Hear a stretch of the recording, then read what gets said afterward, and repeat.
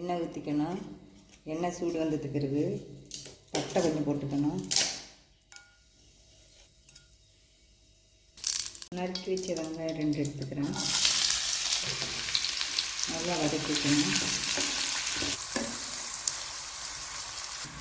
தக்காளி சேர்த்துக்கணும். நல்லா வதக்கிக்கணும். இஞ்சி பூண்டு பேஸ்ட்டு சேர்த்துக்கணும். நல்லா வதக்கிக்கணும். வாஷ் பண்ண சிக்கனை சேர்த்துக்கணும். நல்லா வதக்கிக்கணும்.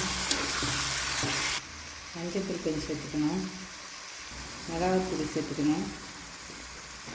மல்லித்தூள் சேர்த்துக்கணும்.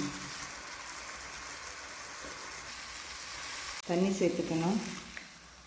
தேவையான அளவு உப்பு சேர்த்துக்கணும். அளவு தண்ணி சேர்த்துட்டு கொதிக்க விடணும்.